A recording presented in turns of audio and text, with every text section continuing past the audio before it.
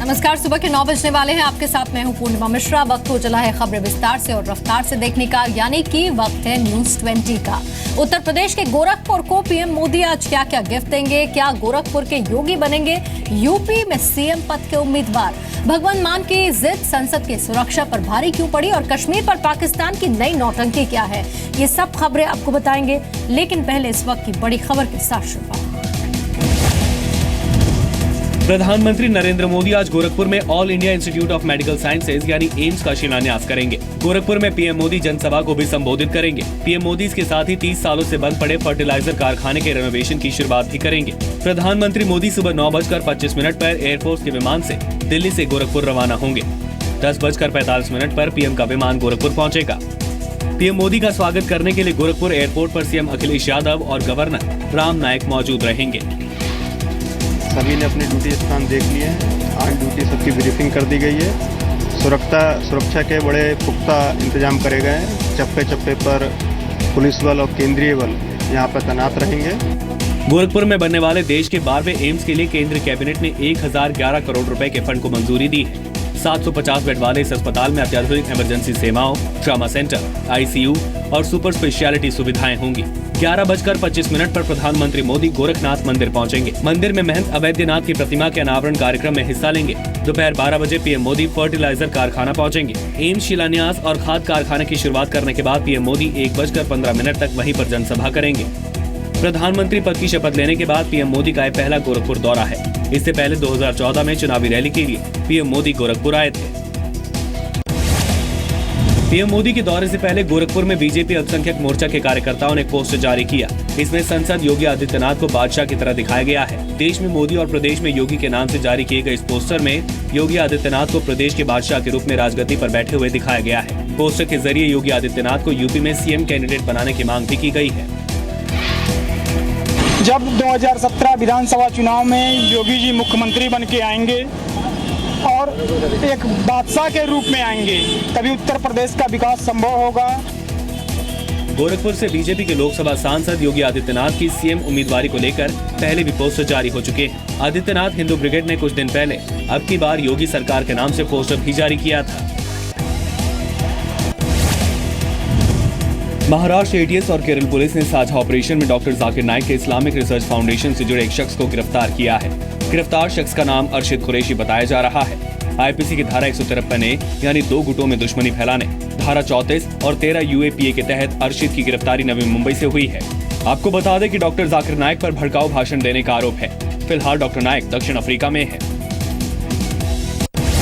AP सांसद भगवंत मान की संसद की वीडियोग्राफी मामले पर आज संसद में हंगामा हो सकता है। भगवंत मान ने आज फिर वीडियोग्राफी करने का ऐलान किया है। मामले में लोकसभा अध्यक्ष सुमित्रा महाजन ने संज्ञान लिया है और कहा है कि सुरक्षा कारणों से वीडियो की जांच कराई जाएगी। पूरा विवाद एपी सांसद भगवंत मान के उस वीडियो पर है जो उन्होंने गुरुवार को संसद के अंदर शूट किया और सोशल मीडिया पर पोस्ट कर दिया। सांसदों ने इसे संसद की सुरक्षा के साथ खिलवाड़ बताया है। इसमें सिक्योरिटी के और तमाम तरह के ठिकानों को दिखाना और उसको वीडियो बना करके सब जगह फेसबुक पर डालना, ये तो बहुत ठीक बात नहीं है। सिक्योरिटी एजेंसीज जो हैं उनको इनसे पूरी तरीके से डीब्रीफ करना चाहिए। नेटग्रिड और बाकी जितनी एजेंसीज हैं उनको इनकी साइट को परमानेंटली ब्लॉक करना चाहिए। 11 मिनट 42 सेकंड के वीडियो में भगवंत मान ने संसद में एंट्री के वक्त सुरक्षा की पूरी प्रक्रिया के बारे में बताया है। इसके बावजूद मान ने कहा है कि उन्होंने कोई गलत काम नहीं किया है। मैं कल फिर लाइव करूंगा, मुझे नोटिस आ गया। फिर मैं कल मैं फिर लाइव 8:50 पर आप भी लाइव कर देना। खिलवाड़ क्या है? अगर हमें फोन अलाउड है तो ये बंद कर दीजिए, ये बंद कर दीजिए। बीजेपी और अकाली दल ने कहा कि वो इस मुद्दे को संसद में उठाएंगे और गृह मंत्री से शिकायत भी करेंगे। गुजरात के ऊना में दलित उत्पीड़न के खिलाफ पॉलिटिकल टूरिज्म आज लगातार दूसरे दिन भी जारी है। दिल्ली के सीएम अरविंद केजरीवाल आज ऊना जाएंगे, जहां पीड़ित दलित परिवारों से मिलेंगे। इससे पहले गुरुवार को कांग्रेस उपाध्यक्ष राहुल गांधी ने ऊना में पीड़ित परिवारों से मुलाकात की। मोदी जी के गुजरात में हर रोज पीटा जाता है, दबाया जाता है, कुचला जाता है। कांग्रेस पार्टी, गुजरात की जनता आपके साथ खड़ी हुई है। हालांकि सरकार पहले ही साफ कर चुकी है कि ऐसी घटनाएं बर्दाश्त नहीं की जाएंगी। देश के दलितों पर होने वाली अत्याचार की, चाहे फिजिकल वायलेंस की हो अथवा वर्बल एब्यूज की हो, वो हमारी सरकार किसी भी सूरत में बर्दाश्त नहीं करेगी। आपको बता दें कि 11 जुलाई को ऊना में पीड़ित दलित परिवार की मरी गाय की खाल उतारने के आरोप में पिटाई की गई थी, जिसके बाद विवाद शुरू हो गया। गुजरात में 2017 में विधानसभा चुनाव होने हैं। ऐसे में सियासी पार्टियों के लिए ऊना एक चुनावी मुद्दा बनता जा रहा है। एपी कार्यकर्ता सोनी मिश्रा के परिवार वालों ने सीएम अरविंद केजरीवाल से मुलाकात की है। मुलाकात के दौरान सीएम अरविंद केजरीवाल ने परिवार को हर संभव मदद का भरोसा दिलाया है। सूत्रों के मुताबिक अगर सोनी का परिवार चाहे तो दिल्ली सरकार सोनी की दोनों बेटियों की पढ़ाई लिखाई का खर्च भी उठाएगी। इससे पहले एपी कार्यकर्ता सोनी की खुदकुशी का मुद्दा कल संसद में भी उठा। लोकसभा में बीजेपी सांसद मीनाक्षी लेखी ने आम आदमी पार्टी को महिला विरोधी बताकर चुनाव आयोग से एपी की मान्यता रद्द करने की मांग की। ऐसे राजनीतिक दलों को इलेक्शन कमीशन द्वारा डीरेकग्नाइज किया जाना चाहिए। दिल्ली में बीजेपी ने कल केजरीवाल के घर के बाहर धरना देकर सीएम से इस्तीफे की मांग की। धरने में सोनी मिश्रा के पिता भी मौजूद थे। व्यवस्था किया जाए दोनों बच्चे का। 19 जुलाई को एपी कार्यकर्ता सोनी मिश्रा ने खुदकुशी कर ली थी। सोनी ने एपी नेता रमेश भारद्वाज पर यौन उत्पीड़न का आरोप लगाया था। सोनी ने यह भी आरोप लगाया था कि जब उसने केजरीवाल से मामले की शिकायत की तो उन्होंने उससे समझौता करने को कहा था, लेकिन सोनी की खुदकुशी के बाद एपी ने रमेश भारद्वाज को अपना नेता मानने से इनकार कर दिया था।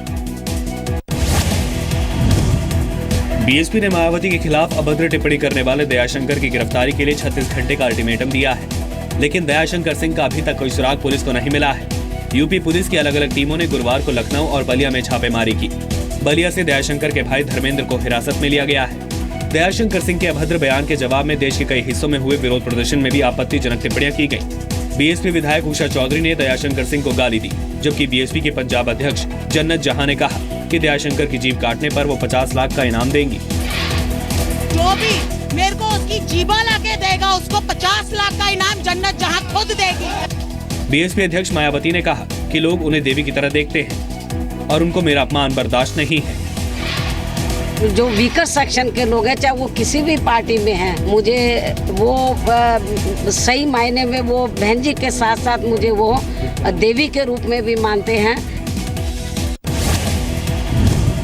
पाकिस्तान ने जम्मू कश्मीर में तथाकथित ह्यूमन राइट्स के उल्लंघन की जांच के लिए संयुक्त राष्ट्र मानवाधिकार समिति से टीम भेजने की मांग की है। पाकिस्तान के प्रधानमंत्री नवाज शरीफ के विदेशी मामलों के सलाहकार सरताज अजीज ने कहा है कि कश्मीर भारत का आंतरिक मामला नहीं है। इससे पहले भारत ने पाकिस्तान को चेतावनी दी कि वो भारत के किसी भी हिस्से में हिंसा और आतंकवाद को बढ़ावा देना बंद करे। विदेश मंत्रालय ने पाकिस्तान में हुई जमात-उद-दावा की भारत विरोधी रैली पर भी सवाल उठाए। लोकसभा में कश्मीर पर बहस के दौरान गृह मंत्री राजनाथ सिंह ने कहा कि पाकिस्तान भारत को अस्थिर करने की कोशिश में लगा है। हमारा पड़ोसी इस प्रकार की नापाक हरकतें कर रहा है, भारत को डिस्टेबलाइज करने की कोशिश कर रहा है। और मैं दो टूक शब्दों में कहना चाहता हूं कि भारत में यदि आतंकवाद है तो वह पाकिस्तान के द्वारा स्पॉन्सर्ड आतंकवाद है। लगातार हिंसा के बाद कश्मीर में गुरुवार का दिन शांतिपूर्वक रहा। घाटी में कहीं से अशांति की कोई खबर नहीं आई है। पिछले 13 दिनों से जारी तनाव के बाद कश्मीर में कल 4 जिलों से कर्फ्यू हटा लिया गया। इनमें बांदीपोरा, बारामूला, बडगाम और गांदरबल शामिल है। 6 जिलों में कर्फ्यू अभी भी जारी है। 8 जुलाई को आतंकी बुरहान वानी की मौत के बाद कश्मीर में हुई हिंसा में 43 नागरिकों की मौत हुई है, जबकि 1 जवान शहीद हुआ है। कश्मीर के हालात पर चर्चा के लिए कल श्रीनगर में सीएम महबूबा मुफ्ती की अगुवाई में हुई बैठक में सभी दल शामिल हुए, लेकिन नेशनल कॉन्फ्रेंस ने इसका बहिष्कार किया।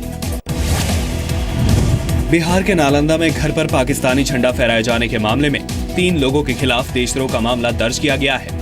पुलिस ने आरोपी महिला सबाना अनवर और उसके भांजे सैकब अनवर को गिरफ्तार कर लिया है। तीसरा आरोपी और सबाना का भाई नौशाद अनवर अभी फरार है, जिसकी तलाश में पुलिस जगह जगह छापेमारी कर रही है।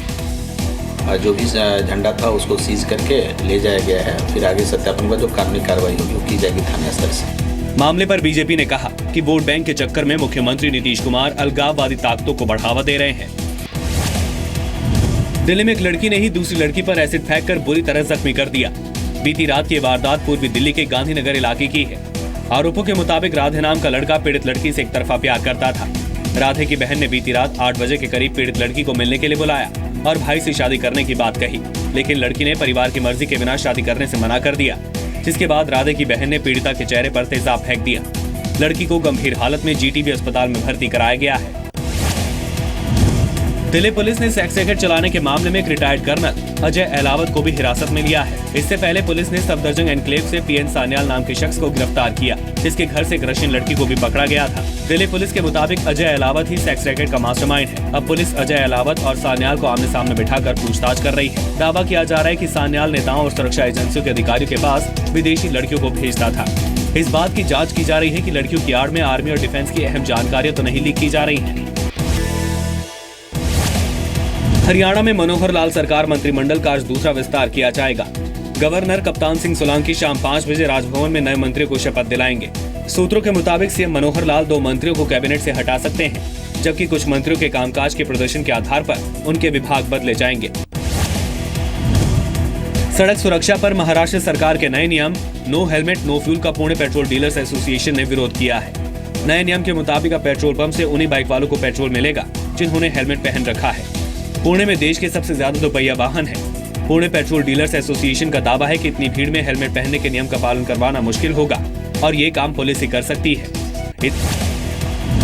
फेसबुक ने लोगों तक इंटरनेट पहुंचाने के लिए ड्रोन टेक्नोलॉजी का सहारा लिया है। प्रोजेक्ट अकीला में सोलर पावर से चलने वाले एरोप्लेन की मदद से दूर दराज के इलाकों में इंटरनेट की सुविधा दी जाएगी। इंटरनेट की सुविधा देने के लिए प्लेन 60 से 90 हजार फीट की ऊंचाई पर उड़ान भरेगा।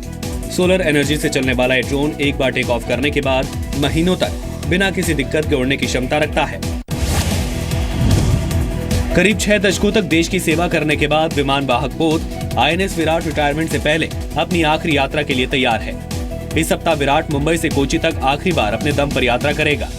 आईएनएस विराट 23 जुलाई को मुंबई से रवाना होकर 27 जुलाई को दक्षिण नेवल कमांड पहुंचेगा, जहां इसके इंजन, रडार, तोप सहित सभी सुरक्षा उपकरण हटा लिए जाएंगे।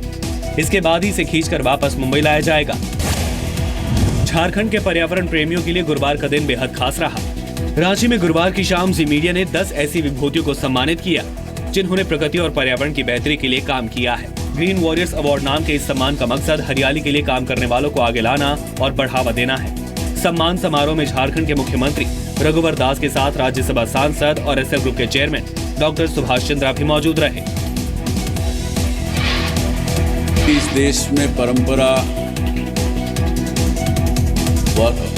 पर्यावरण को सुरक्षित रखने की हजारों वर्षों से रही। लीबिया के सिरते शहर में आईएसआईएस और लीबियन आर्मी के बीच जबरदस्त युद्ध छिड़ गया है। लीबिया की संयुक्त राष्ट्र समर्थित सरकार ने आतंकियों को शहर के पास एक छोटे इलाके में घेर लिया है। बताया जा रहा है कि अभी यहां आईएसआईएस के सैकड़ों आतंकी छिपे हुए हैं। लीबिया की फौज अब आतंकियों पर 2 तरफा अटैक कर रही है।